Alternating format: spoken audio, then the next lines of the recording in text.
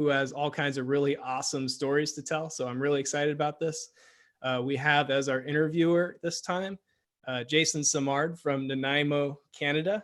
And he's been a great customer of ours for 4 years. And he's got some other awesome, he's been a guest a couple times before, and he has some really inspiring stories. So welcome back. And I just wanted to kick it off. If you want to see past Keeping It Real episodes, you can see them at keepingitreal.com. And we also post it on our Facebook page and also on our blog at realgeeks.com/blog. So without further ado, let's kick it off, Jason. I'm so excited. Thanks for having me on, Kevin. And I'm excited for our guest today. He's probably the most well-dressed guest that I think he's had. And I'm excited to actually learn from you today, James. So it's your first time on Keeping It Real. So why don't you tell us a little bit about who James George is and maybe your background story for anybody that doesn't know you? So from the accent, yeah, you can tell I'm from across the pond in the UK. And 3 years ago, I moved here to San Diego and yeah, absolutely loving life. I've got a history in the media. I used to be on TV and radio. I even spent 4 months on a desert island. And I ended up running a princess party company. I wasn't the princess, I'd like to add. And we grew that to 100 entertainers. We franchised it. And I had great fun growing the business there.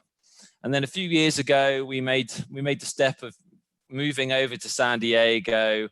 And we actually brought our business over here. I knew that I didn't want to do princess parties for the rest of my life. That was fun, but I wanted to do something a bit different. And real estate for me was a great way of using all the skills that I'd already had in other businesses and stuff that I'd run. And then I also wanted to do something which was flexible. I wanted to do something that had potential unlimited income. And San Diego is a beautiful place. I loved the idea of my office being someone's home on a beach. Yeah. So for me, it was a really interesting business to go into. When I first looked at it, I was like, wow, you can earn that much money. And then I looked at it and went, everyone's a realtor. What am I going to do that's different? Okay. So yeah, that's kind of like the journey, the short version of the journey of how I got from the UK to here. Okay, so 3 years ago, you moved from the UK to San Diego. Yes. You know nobody. You're brand new to the market. I knew one person in LA.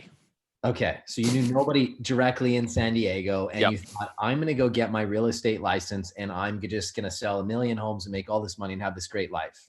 Yeah, that was the idea. Yeah, that was the idea. We listened to a couple of podcasts, watched $1 Million Listing, thought this is going to be really easy. Yeah. So it was, yeah, obviously I learned it wasn't that easy quite soon, but yeah, that was the idea. So let's pin that down. So you get to San Diego and you've brought your family with you and you've decided, okay, I'm going to start doing real estate. Walk us through that first few months in the business, some of the things that you did to try and get momentum. I think, and maybe specifically give us some tangible things that maybe didn't work or worked. So I'm curious to hear how that went. So yeah, I got my license February the 1st, 2018. And when I first started, I didn't have a budget. We spent every single penny that we had moving over to the US. I literally had zero to start. And when I say zero, I had $200 that I invested in some door hangers. And what I did is I did a whole, the British real estate agent thing. I did me with a cup of tea on it. And I said, fancy a cup of tea. And I made it all British. And I put it on there to try and stand out. And then I literally went out and I door knocked most homes. Sometimes I was like, do you know what? I'm just going to go for a run. I'm not actually going to door knock because I'm going to be all sweaty, but I'm going to stick in a real estate podcast and I'm just going to listen to teach, learn and just go and hand out some door hangers. And I did that to begin with. The first weekend I got my license, I went to 10 open houses to see what other people did. And I got to admit, there were a couple of people that did a good job. They had some nice waters. They introduced you, got their details at the beginning. They were great. But a lot of them were kind of just sat in a dark room in a corner, didn't even really say hello, didn't ask you to sign in. And straight away, I started to see what I wanted to be as a real estate agent. And I'd watched $1 Million Listing and listened to podcasts and stuff. And I was like, I don't want to be this agent that just sits in a dark corner. I want to run an event. So I then tried to find a home from some, I asked around the office and said, has anyone got a house I could do an open house with? Because let's face it, you don't have your own listing to start off with. You've got to find a house. And there was a home in a neighborhood near me that was opposite school. It was a good price point, great for first-time buyers, a family home. It'd been on the market for about a month. The guy said to me, yeah, no problem. You go and do an open house. Just to let you know, I've had about 4 people turn up to my open house. So, and I've done about 4 of them in the past month. I was like, okay, great. And what I did is I designed my own flyer and I said, British afternoon tea theme. And I got my wife to make some cucumber sandwiches and bake some scones and do that type of thing. And I did this British afternoon tea, got a nice photo, put it on there. And I door knocked the whole area and said, come along to my British afternoon tea. And I got over 75 people there. It was the most manic thing ever. Still probably, I just did a busier open house last weekend, but up until last weekend, it was my busiest ever open house. And everyone wanted just to come and have British afternoon tea. They wanted to see what it was like. They wanted to have a cucumber sandwich, have a cup of tea. And I started working with 2 buyers straight away from that. Unfortunately, as I learned, real estate ain't that easy. And I didn't end up closing with either of those. But a few months later, I get a phone call. Someone who I met at that open house was like, I got your text messages, I got your calls. Sorry, I didn't respond, but the agent selling my home didn't sell it. It's expired. Do you want to sell my house and do you want to help me find one? I literally sold the house in 2 days and I found him a house, the very first house that we saw. And then I got a call about a year later from that same open house saying, I don't know why I left my details with you. I have never left my details at any open house that I have ever gone to. For some reason, I left them with you and we need to sell our house. So I got 3 deals from that first open house. And the funny thing is deals have led to other deals. So it just shows you if you go out there, do open houses. I like doing themes. That's one of the big things that I would do. Is if some people don't care about the house that you're selling, let's face it, unless they're looking for that house, they don't care. Unless you've maybe done a remodel on that house and they're interested in that neighborhood, they don't care about that house. Especially if you're a new agent and there's been open houses in it before, you've got to do something unique to get people there. So that's one of the things that I did straight away. And what I would say to new agents straight away is find something that maybe is unique to you. Maybe you love something, you've got a real passion for something. Maybe you're a massive NFL fan and it's Super Bowl weekend, run a big Super Bowl party, do something fun. Maybe you love music. Maybe you can play music, get everyone along, play some music at your open house, do something which maybe isn't going to cost you any money to begin with and go and door knock, invite the whole neighborhood. So that's one of the first things that I did. And then when I was door knocking, I literally to begin with, I would try different things. And I would knock on the door and say, hi, I'm a realtor. Are you interested in selling your house? And most of the time it's no, no, no, no, no. But I once got a phone call a few months later saying you door knocked me, because obviously I also leave them a business card or the door hanger saying you door knocked me a few months ago. I love the fact that you've got hustle. Would you like to find me a house? And I ended up finding them a 1.7 million house. That was from door knocking. I've then got quite a few other deals since from door knocking.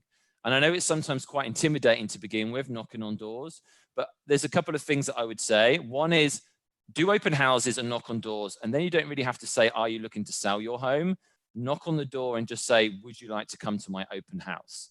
If they're thinking of selling, they will come to your open house because they would probably want to see what you do with that house. Then the other thing to do is, the other one is just to knock on the door and say, I've got a buyer looking to buy in this neighborhood. Let's face it, when you start, you haven't got the buyer. But you lie, a little white lie. And then you just say, I've got a buyer looking to buy in this neighborhood. I think they'd be really interested in your home. Obviously, I haven't seen inside, but they're looking for a family home, or if it's a single story, you change your story depending on the home. And then you just say, are you thinking of selling? And then they'll often say no, because of what are the chances of that happening. Do you know of any other neighbors that are thinking of selling? Oh, actually, I did hear that so-and-so down the road is.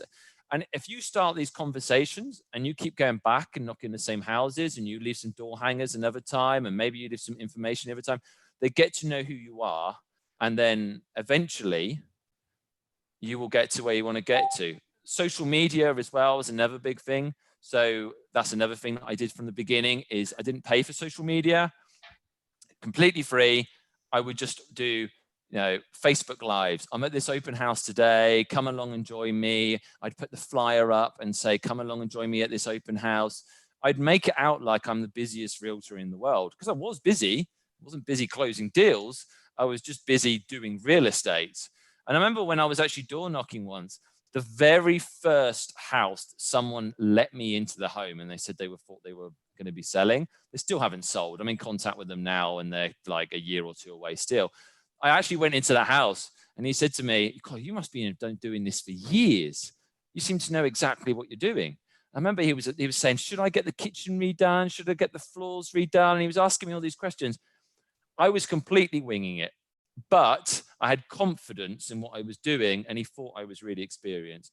So they're the key things that I would do straight off the bat as a new agent. So James, okay, so you're in your first year, you've done some open houses, you're getting some success. Now, how long did it take from literally starting as a realtor to you actually seeing some commission checks? Because I think this is where a lot of people really have a tough time is there's a lot of checks going out, very few coming in. So maybe walk us through that journey and yeah, let's first open house, got some leads, started working them, showed some properties, thought I had an escrow, fell through, another one fell through, started not being able to pay my rent, getting into debt. A lot of these stories, a lot of people will, understand. And I remember when I actually got I think I got my first check end of May, beginning of June. And so you started back when, James? When did you? February the 1st. February the 1st. Okay. So you went 4 months, 3 months. Yeah. Okay. Yeah. And that first check just went on debt, paying off debt, etc. And then that's kind of how it started to begin with. Was I then got a deal maybe a month later and a month later and a month later. And it was just, okay, that one went off paying off debt. And then I got some more debt. That one went paying off debt. And then that's what it was like to begin with. It's not something that I would recommend. I would go into real estate with a budget. But if you don't have that budget, and I tried to make it a full-time career from the beginning, but the truth is I had a business still in the UK. I was still trying to run a business here. My wife, one of the reasons we moved to the US is my wife got diagnosed with multiple sclerosis and we wanted to move to the sunshine. She had a major treatment in the February, which meant that she couldn't leave the house for a few months because she had no immune system. So I had to stay at home, look after the kids a lot and do a lot of that. And, and so it was, and a lot of people will have a lot of these same stories. It'll be a lot of, I needed to do another job, for example, for the first few months. But it's one of those that I would just recommend, if you can, start it as a full-time job. Do what you did, watch your podcast, I think if I remember correctly, you borrowed $50,000 off your brother-in-law and you invested money and you really, started it as a full-time business from the beginning. That is the ideal situation, but not everyone can do that. So it's one of those that start off, if you've got nothing, do some of the things that I've said that you can do for free, but don't get disheartened when it takes you 3, 4, 5 months to close a deal. To be honest, that's what you should close a deal in your first 6 months if you do the right things, but don't get disheartened when you haven't got a check in 1 to 2 months, because people go into this industry and they really do think in a month I'm going to get paid. Right. Yeah. And I think that's important that you hit on that, because the reality of it is you're not going to see a check probably in your first month. It might be 90 days, 6 months. And I've heard people that have persevered for six plus months and didn't see a paycheck. So, so James, let's talk about some of the key things that you're doing in year 2. So year 1, you had some level of success, would you say, by the end of the year? I did 8 deals in my first year at 6 million. Okay. So, it meant I could then I got to the point where I could then pay the rent and maybe go on a vacation, and I had a bit of money to reinvest in my business. And I think one of the other things that I didn't mention is networking. Right. Talk about that. I started with 0. So I knew nobody when I came into this, and I had to really network. So one of the first things I did was any opportunity to meet people I did.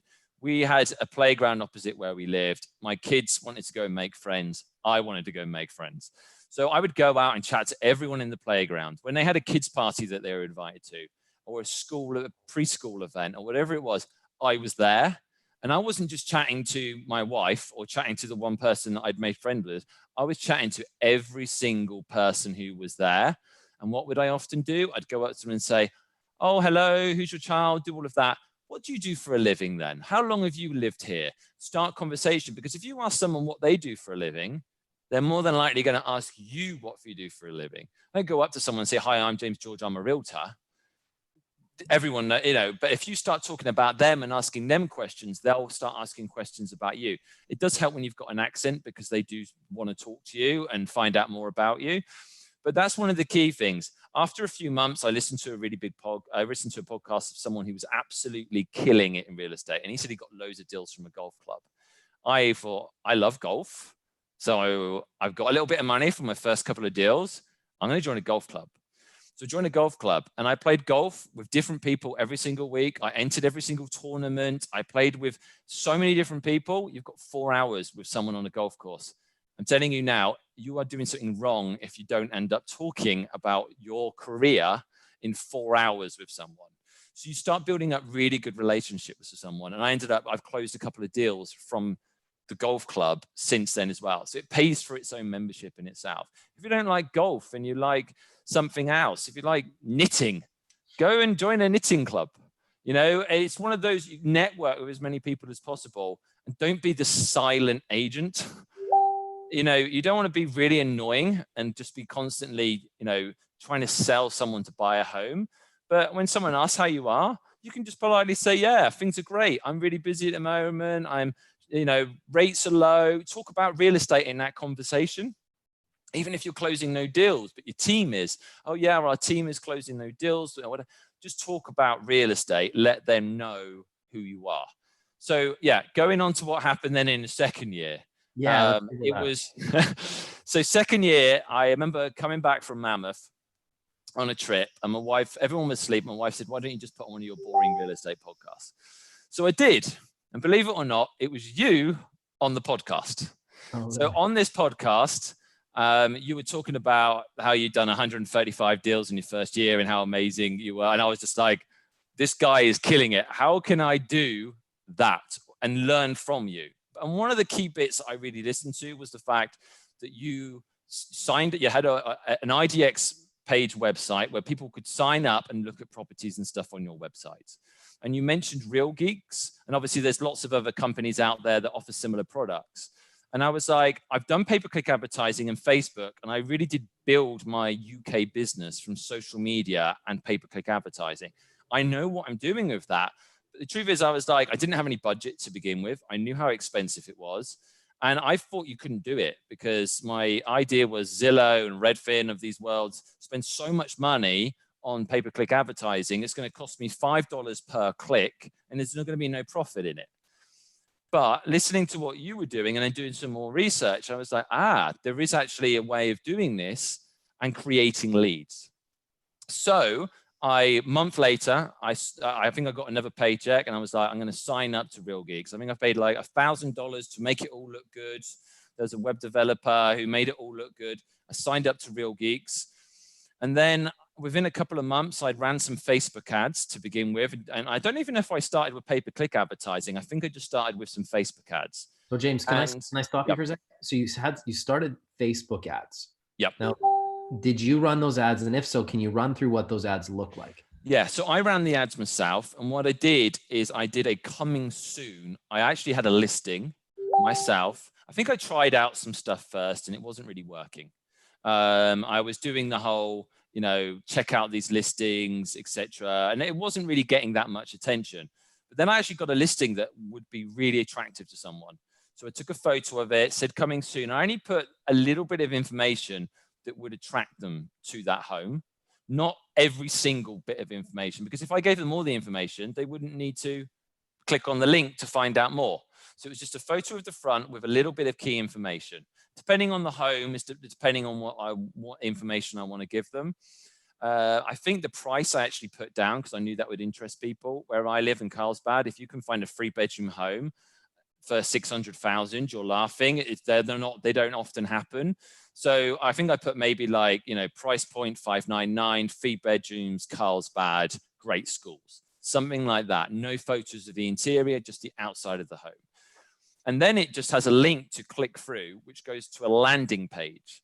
Now, the crucial thing is here is to use software like Real Geeks or someone else, where for them to see the information and more photos, they have to fill in their details. So if you actually look at the statistics of something like this, it's a very few amount of people that put in their details. Most people click on it, they don't enter their details. But I got one person click on it. Then, well, I actually got quite a few on that listing. It was a good one. One of the people starts we're texting each other, because I had it where you automatically got text. They started texting back, and I'm chatting away to them on text message. They're really interested in the home, saying how they need to move because they were in a different place. They didn't have as good schools. We need to move so that my daughter can go to a good school. I told them about I did a pre-MLS open house on that for just the people that had signed up to that. They came along to the house, and it was actually the daughter who was 15 years old that I was talking to. I didn't realize that. She pretended to be the mother. She turns up with her mother and says, and we start chatting. Unfortunately, they couldn't buy that house because we got it into escrow straight away with someone else and they needed to sell. But I ended up selling their house and finding them another house that was very similar to that one. And straight away, I was like, this works. All I've got to do is get something which grabs people's attention, do a very simple ad. I didn't even spend much. I probably spent 50 or 100 bucks on it to begin with. And then as soon as I started seeing that people were signing up, I'd put a bit more in. And I've done it before where I've spent 50 bucks on an advert, got nothing, stopped it. 50 bucks on an advert worked, done more of it. And you can even start with like $1 or $5 to begin with on things, see what you get, and then put more money in. And then I did exactly the same on something else. Got a deal once again, did exactly the same. So let's just quantify. Yep. So you spent how much? And then how much was the commission that you were able to generate? That I think is really. I probably spent on that particular home maybe $50 to $100. And I ended up with, don't get me wrong, I also helped sell the house. Like, you've got to remember that this actually got people to the house, which ended up, I ended up breaking a neighborhood record on that because the amount of people that I got to the house. But with that, I probably got maybe 25,000 commission. Wow. So from 50 bucks. 50 bucks on Facebook introduced you to a buyer who ended up being a buyer and a seller. And then also helped you sell the property. Now that's a pretty incredible return on investment. So for your second year, did you start investing back into more lead generation? So why don't you walk us through that? How much did you end up spending in year two? What kind of return did you see? And what are some of the things that maybe you learned? Because not everybody is going to spend $50 and make $25,000 off the bat. No, I didn't. And this is what you've got to understand is it wasn't the first 50 bucks that I spent.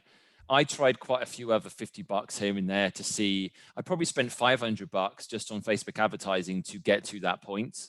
And really, I can get say between 5,000 to 34,000. They're the kind of like the ranges that I've had in commission so far. Now, if I spend $1,000 and close a deal over a few months of generating leads, then I've got a great return on my investment.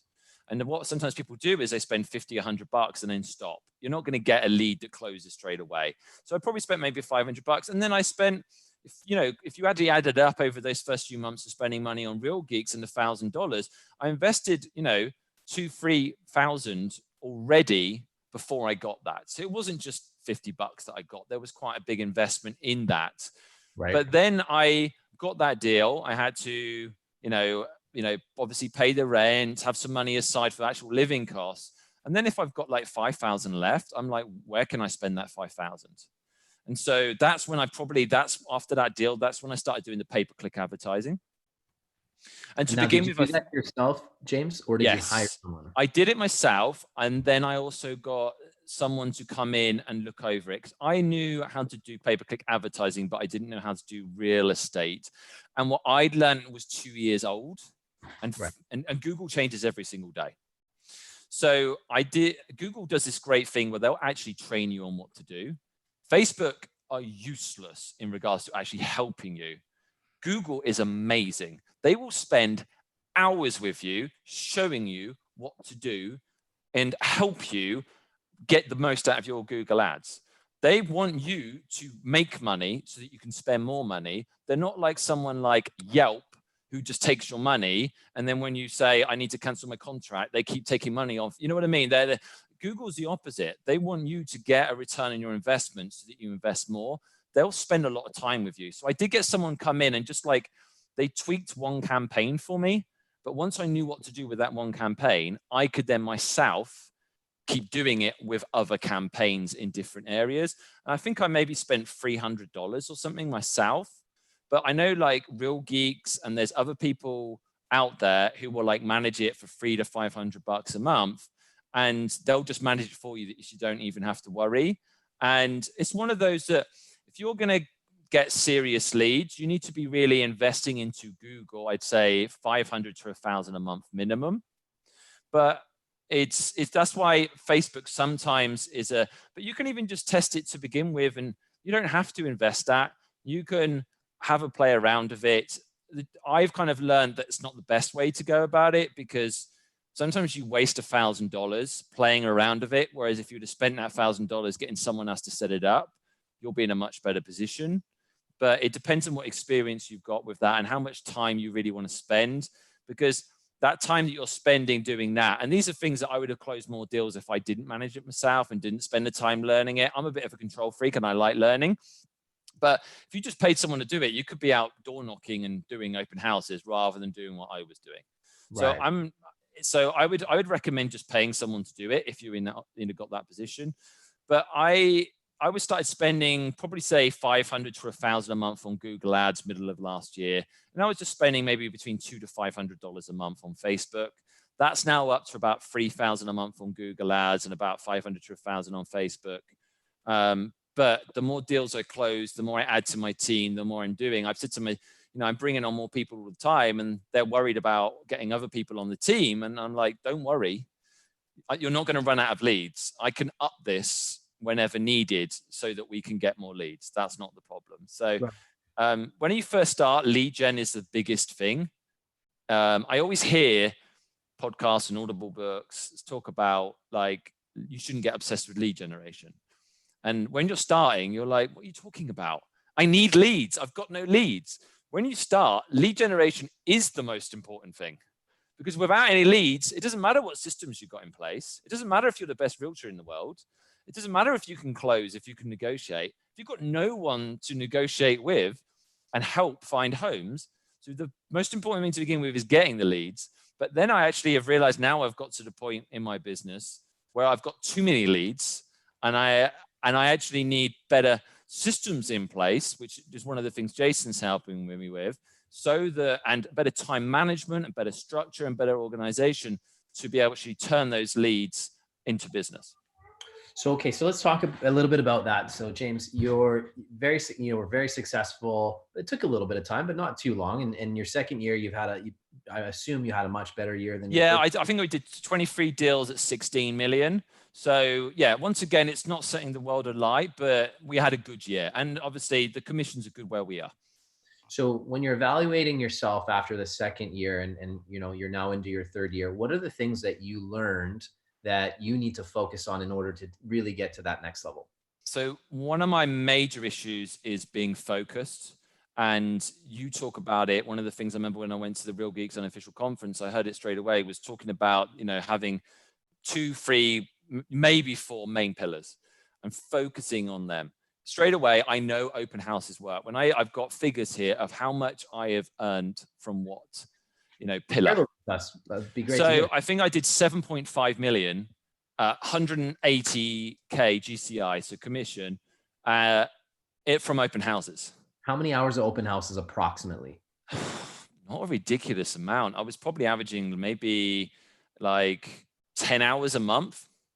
Okay. That's a really good return on your time. Yeah. Door knocking, I think I've done 3.5 million, 75K GCI from door knocking.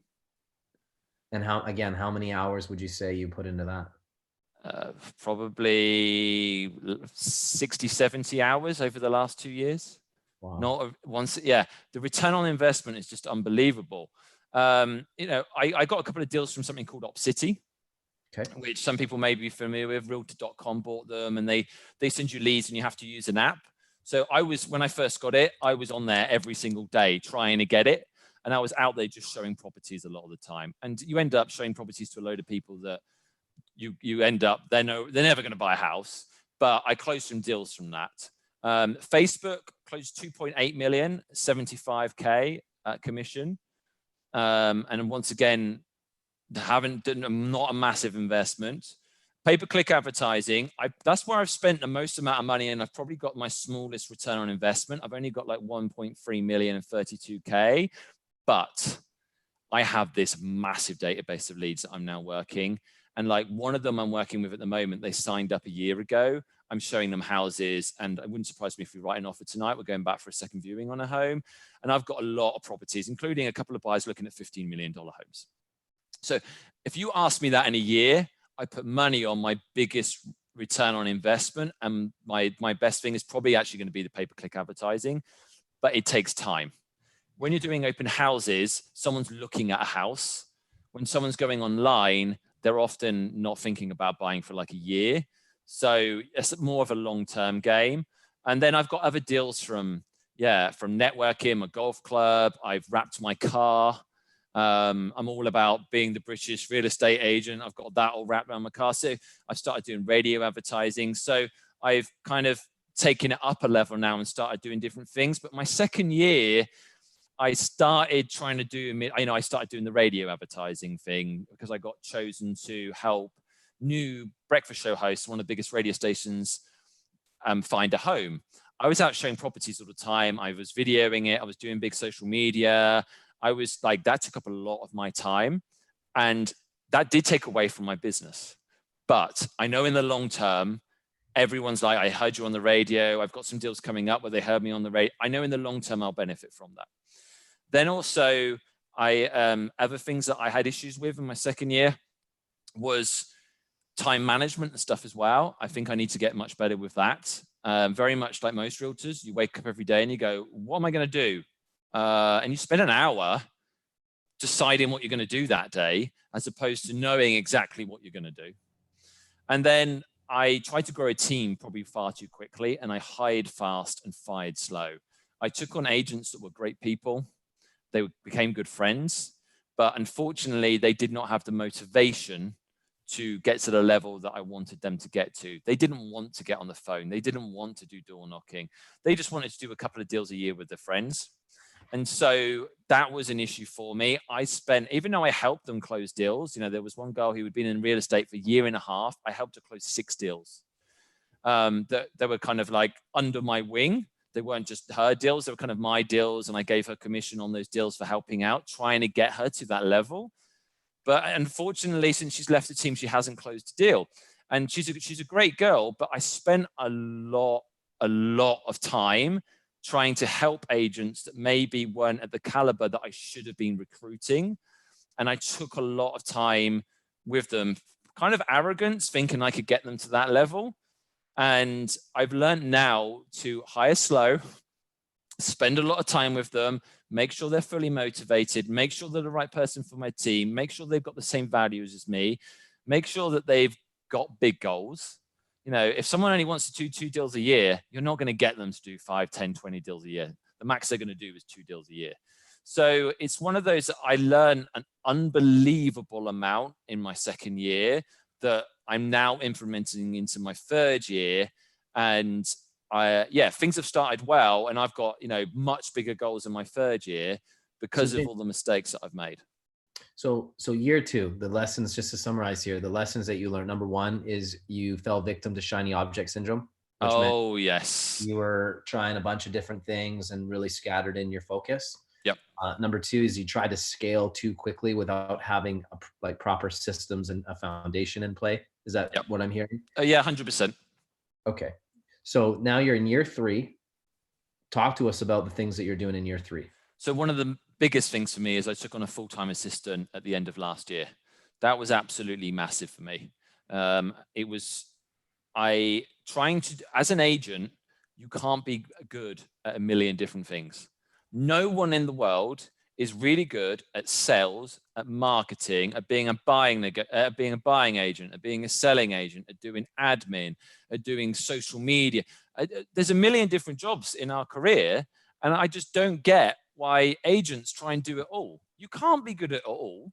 And if you're doing a lot of those jobs, you're not out selling. So I knew going into this, I've always had, people that have worked underneath us. We've always grown a business. A business is not one person. A business is having multiple people doing different things in different jobs, and having people that are better than you at certain jobs. One of my major mistakes in life is I'm quite good at a lot of different things, but I'm not necessarily an expert at some, but I kind of think I can do every single job in the world, and I shouldn't. So I employed a full-time assistant. She's been the best person that I've ever employed. She's been absolutely amazing. She handles all my social media now. Now, don't get me wrong. We talk about it. We strategize. This is what we're going to do. But she does most of my social media. I film our house. I take the photos. I do it. But quite a lot of the time, I'll say, we've got this listing coming up and we have a system in place. So she knows this amount of days, she's going to do a photo on this. She's going to run the ad. She's going to do this. She's going to do that. And she just handles it all for me. We've got the right systems in place. And then touch on that, James, real quick. So you hired an assistant. So there's a lot of people that are watching this that maybe have hired an assistant or are contemplating hiring an assistant. Yep. So what were the things that you looked for in that assistant specifically that would work well with you? It was, for me, organization was the biggest thing. I needed someone who was really organized, who could organize me. She handles my calendar for me and she handles my emails. People say to me every single day, can you have a meeting with me tomorrow, or can we meet tomorrow? And I say, Kathleen, can I meet them tomorrow? Before I found it really stressful, trying to control my calendar, and I would sometimes meet someone and not put it on the calendar and forget I was meeting someone. And it was organization was one of the biggest things for me, being properly organized. And then there was just a lot of menial tasks which I shouldn't be doing. Say for example, we needed to order some, a whiteboard or something from Amazon, and doing all these tasks. Someone else can do that for you. That might sometimes take you 15 minutes to do. And when you start adding up all these small little things that you could easily outsource, and to begin with, I didn't actually pay for a full-time assistant. I actually paid for a virtual assistant, and she started managing my emails, and I just tried that out. And I was like, this is really helpful, but I could do help in other aspects. I closed a couple of deals, and then it was actually when I met you at the Real Geeks conference, and I said, I'm taking on someone kind of on a part-time basis, but she needs to have a full-time job, otherwise I'm going to lose her. What should I do? And you were like, do it. Take her on. I think she's going to be a massive help from you. And then I took her on, and it's been invaluable. So that's one of the main things that I've done straight away, is take on a full-time assistant. That's been one of the biggest things for me pushing forward to this year. Concentrating on the pillars. I've tried mailers, I've tried this, I've dabbled in different stuff. And once again, one of the things that you've always said is concentrate on your pillars. So that's one of the main things I'm really concentrating on. And then getting systems in place. So really concentrating on the follow-up, concentrating on my calendar. I wake up, before I would wake up, I'd maybe go into the office, I'd maybe try and work out later on in the day. And then we'd find that I didn't have time to work out because work got in the way. Now I wake up every morning, I do a workout, I have the same breakfast. I get into this ridiculous routine every single day. I go to the office, I prospect. Sometimes I don't do the prospecting that I should do because I've got a million deals going on at the same time or whatever. But that is, I know I've got to get better at that, is concentrating on set hours for prospecting and really getting regimented. Because one of the main problems that I had in my second year as well was, I remember when I did 5 deals in May. I've never done 5 deals before in one go. And it was so overwhelming. I did no prospecting, and then maybe did 2 deals for the next 3 months, then 5 deals in September. And it was literally, I think most real estate agents are often like that. They go quiet, they work really hard, they prospect, they go like that. They then concentrate on their business, they do no prospecting, then they get no deals. And it's literally like that throughout the year. And that's one of the main things that I'm really working on right now, The great thing about my assistant is she kind of works as my ICA as well. She doesn't do calls because she's not that confident on the phone, but she texts and emails, etc. When someone comes onto Real Geeks website, she's chatting to them. So she's doing a lot of the follow-up when I'm out and about showing homes. If anyone comes into my website at 4 o'clock in the afternoon, someone's chatting to them. And that's massive for me as well. So it's about now me taking the next step. I took on a really, really strong agent on my team, and she's going to actually get 10% of all my listings and help me with my listings. You know, it's one of those that you end up doing a million different jobs on a listing, when really the thing that I'm good at is marketing and selling the home.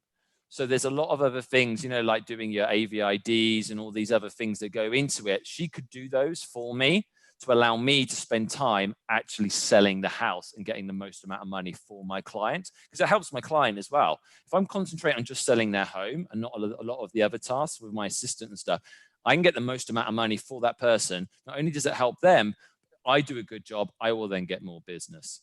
And so, yeah, that's kind of like where I'm going at now. I've just had another agent join my team, and I've got systems in place now which I can show them how to get really busy. I've got leads.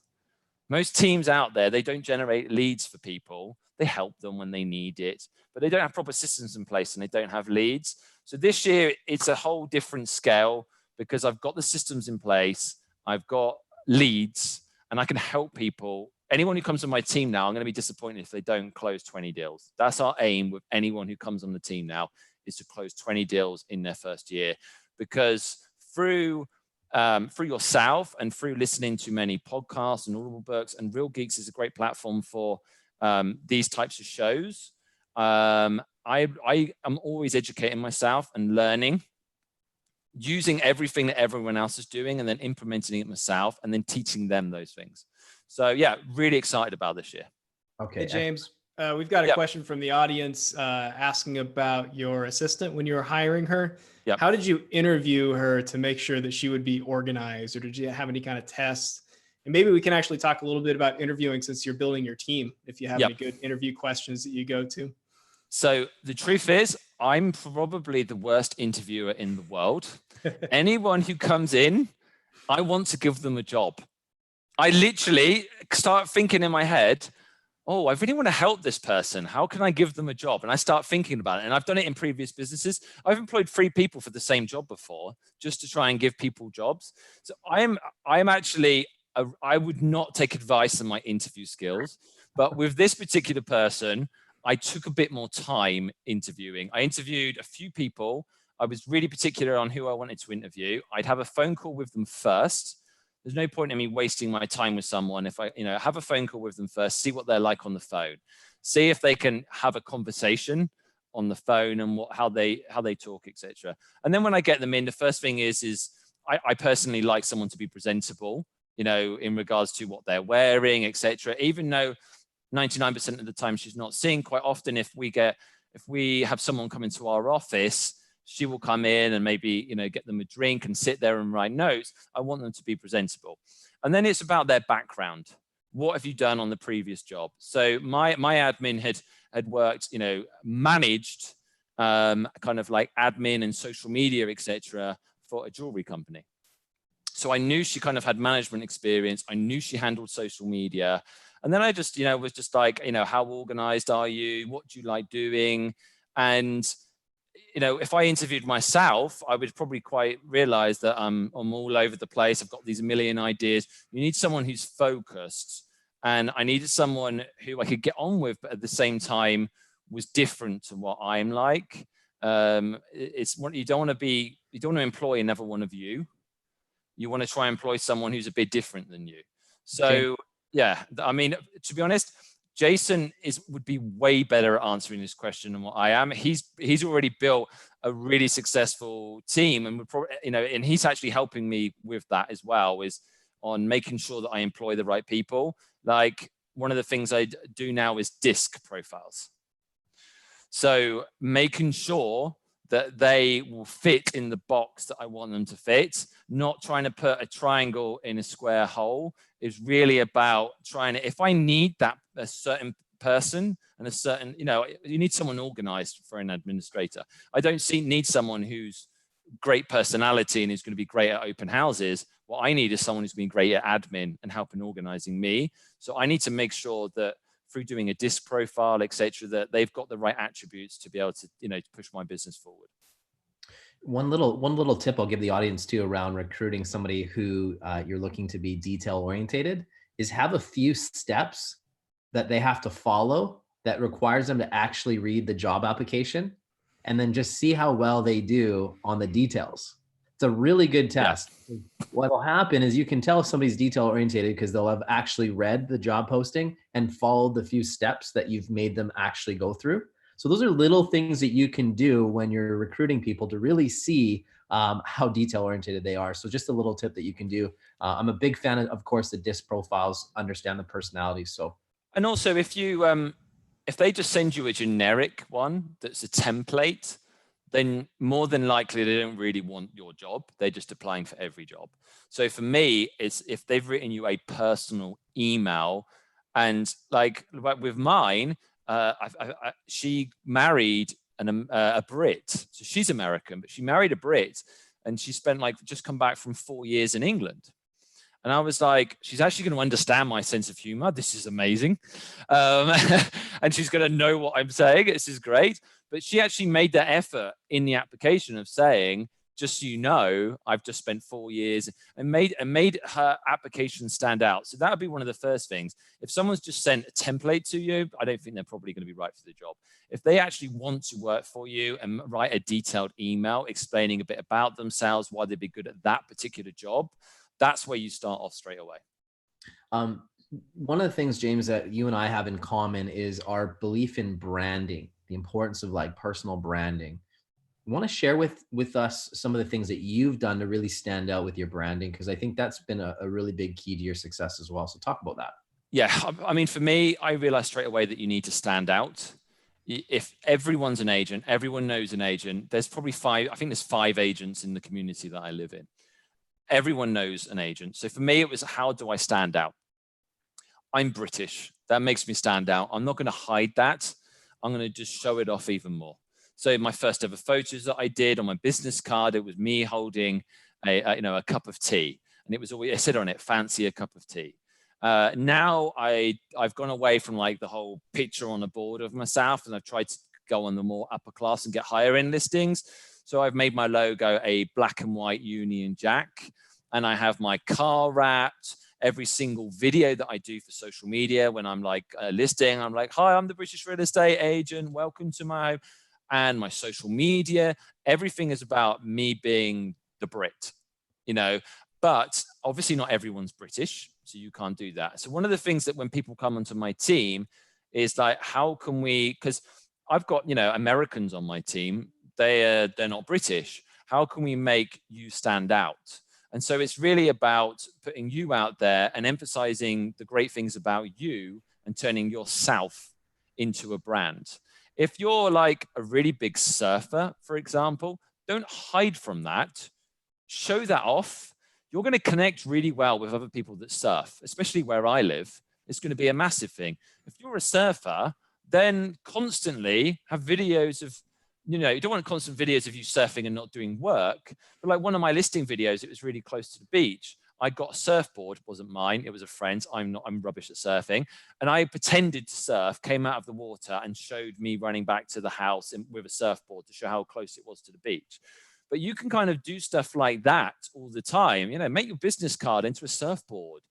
Do something to make yourself stand out and really brand yourself. And one of the things that connected me with you straight away was I followed you on social media after I listened to your podcast. You're a family man. Very much like me. You do so many videos and you promote yourself as a family man. The very first house I sold, I got a picture and I still use it to this day. And it has my kids and my family holding up 3 signs, and it says sold in 2 days by daddy. And it's a great picture. And it shows me as a family man. And there's things like that people can always do. And find a niche that works for you, really brand yourself, and don't just be the same as everybody else. Because when you've got a listing sign and it just, has the brand of the company and it has your name on, no one's ever going to remember who you are. You've got to stand out. Now, don't get me wrong. You can be too cheesy sometimes and stand out too much and it go the other way. But if you can do it the right way, then I think that's absolutely massive. One thing I'm going to say about branding, and I'm sure you can give your input here, James, is putting out content is so important. Authenticity is important, because what happens is people feel like they know you and trust you before they even meet you. And so I'm always myself when I do my videos. Whether you like me or don't like me, at least you're seeing who I am, and that's me. I'm super authentic. But the one thing that I've learned is the consistency of putting out content is there's a lot of people that are not commenting, they're not liking, but they're watching. Talk about that, James. Have you found that to be the case? Because I know you've been doing some video and you've been doing a lot of I did a video of my golf club the first time I joined my golf club, and I still get people coming up to me now saying, I love the video of your golf club. And people every single day think I'm a celebrity in my golf club because I'm just on Facebook and YouTube putting videos. Hey, it's the celebrity, James. How are you? I saw you on that video. That video got 50 views. But they think that I'm a celebrity because I had that video. And you don't have to spend much on even on Facebook advertising just to promote a little video. Just spend $5 just sticking it out there to your neighborhood and things. Obviously, Facebook algorithms have now changed and you're not allowed to do it on just a small area to do with real estate, which is annoying where we are. But it's one of those that if you're constantly doing it, people remember who you are. For me, no one is looking to buy a home right now. It's very, very rare that you find someone who sees a Facebook ad and is like, I want to buy that home right now. But if you're constantly reminding them that you're a real estate agent and that you're a family man and that you enjoy what you're doing and you're having fun, when it comes around to it and they're thinking about interviewing agents to sell their home or buy, your video pops up. If they've seen that video 100 times before, they're more than likely then going to contact you. I mean, I've had it before where there's someone in my neighborhood. I never even met her. I'm going to be getting their listing in a few months. And they said to me, you keep popping up on my Facebook and I keep hearing you on the radio. I want you to come round and just chat. We're not going to look to sell for a few months, but I've had the conversation with her and I'm looking to find something with them. But that was from Facebook and radio advertising. Now, it wasn't someone calling me saying, I heard you on the radio, I saw your video. It was a combination of them both over a long period that then made her get in contact.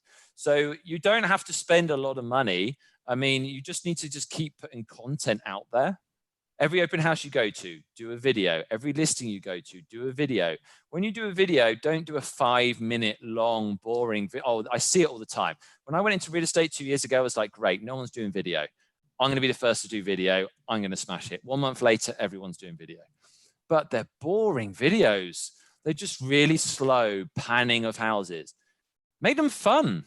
I did a British real estate video where I took the mickey out of me being British. And I played cricket in the home. And I said, we are now I'm now watching the telly. I was naked in a Union Jack penny cooking bangers and mash in the kitchen. I got so much attention for that video. And do fun stuff with it. Make it fun. Maybe if you go on Google and type in fun listing videos, they've got millions of views. Do something fun with your listing videos. I've got some really good fun ideas that I'm going to be doing soon. I can't wait to do them. It's fun as well. People see your personality. Someone's going to buying and selling in real estate is supposed to be the most stressful thing, like having a baby and getting married. It shouldn't be. It should be fun. And why not make it fun? And if you're showing that you're making it fun, then hopefully people will work with you as well. So James, we're coming into the end of the show here. So one of the things that I'd like for you to do is just quickly, in a few words, why don't you tell a new agent out there, somebody who's maybe struggling to kind of find their way, maybe they've just moved to a new market, give them 1 or 2 helpful, tangible tips that they can implement right now that will help them. So one of the key things is having a CRM system. Even to begin with, you can sometimes get really cheap ones, or even just having an Excel spreadsheet. Have your database in there and make sure that you are contacting them. The first thing I do with my agents when they come on board is I get them to individually, I don't do a bulk upload, I get them to individually put their contacts in. Why? Because when they're doing it one by one, it reminds them who they are, how they met them, what relationship they got with them, and then text, email, call them, depending on the relationship they've got with them, and just ask them, how are you getting on? You know, if you know that they've just had a baby, text them about the baby. If you haven't seen them in a while and you play tennis with them, say, let's go and play tennis. So go through your database, first of all, because I'm telling you right now, if everyone did that with their database that they've got, if you live in that area and you know a few hundred people, I put money on there is someone in that database tomorrow that will be interested in buying or selling their home. So that's the first thing I would do straight away. Is I didn't have that when I first moved here, but the agents that I've got coming on my team, they've got that. They have often lived here for a long period. Just go through, have coffee with as many people as you can, buy them coffee, and just have conversations with people. So that would be the first thing. The next one, get out there, door knock, get over your fear and door knock, and open houses. They would be the big things that I would do straight away. And then when you've got those leads, make sure you follow up with them. Don't be scared of the telephone. This new age of people are so scared of calling someone. It's text messages, text messages, text message. Oh, I'll send them an email. No one opens their email anymore. Email's not dead, but no one opens their email. Another great thing, videos. Do a video on your phone. Here's another little tip. Do a video on your phone, send them a video. They see a video pop up, they're going to watch it on their mobile because your face is going to come up. I'm telling you right now, if it's your friend, they're going to watch it. So just do a video on the phone. If you can't get hold of them, they're not picking up, they're not responding to texts. Hi, so-and-so, haven't seen you in ages. How? Just wanted to catch up. Didn't know if you wanted to catch a coffee. Boom, next one. So there's loads of tips that are absolutely free where you can just connect to people that are already on your database. And then when they come to an open house, then follow up with them. Don't ask if they've got an agent. That's another thing. That's the first thing that I realized when I just took on a new agent on my team. We did an open house. First thing they asked is, have you got an agent? Of course they've got an agent. Everyone's got an agent.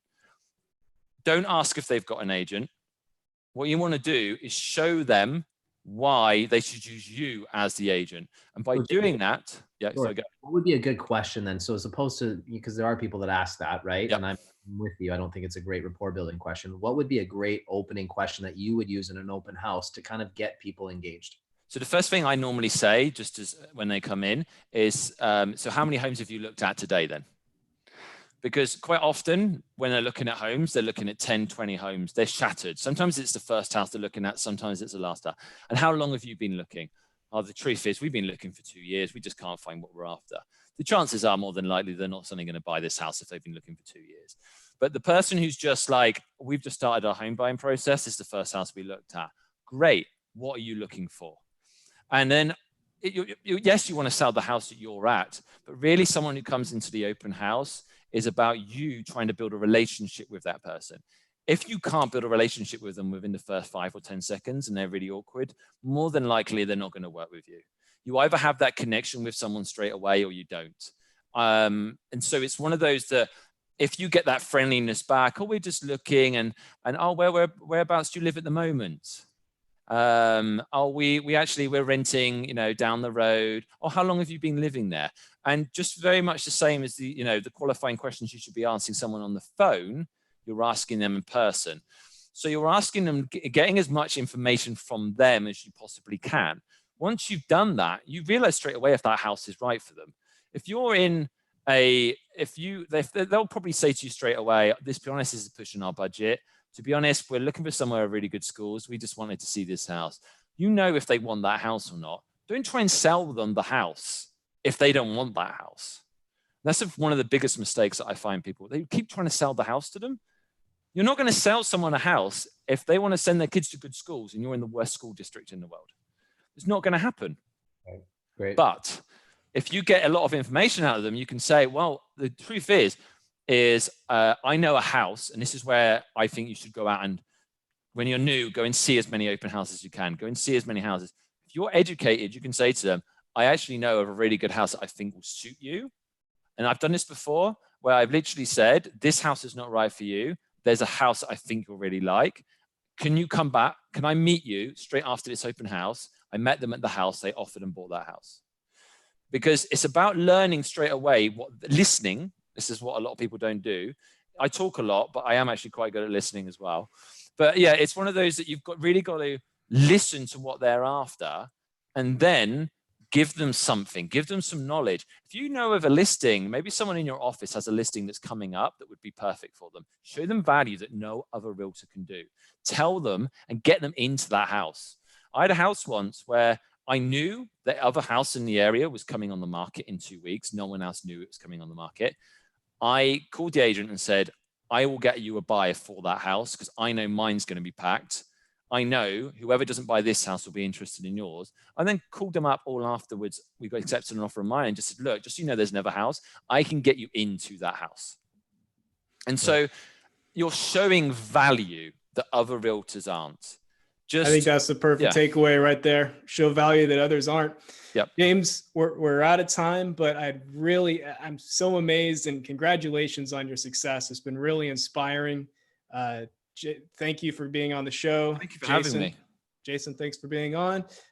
Thanks to everyone who tuned in to our live stream. And we'll be posting a replay of this episode later so that everyone can see it. Awesome. Right. Thanks, Kevin. Thanks, James. That was great, man. I loved it. Cool. Thank you, guys. All right. If people want to give you a referral or help you out, what's the best way for them to contact you, James? So my telephone number, 760-978-5725. But follow me on social media. That's probably the best thing. At the Brit Team. I'm on Facebook. I'm on Instagram, YouTube. So we're the British Real Estate Team. So at the Brit Team. Contact me there. See what I do. I'd love to see what everyone else is doing as well. Awesome.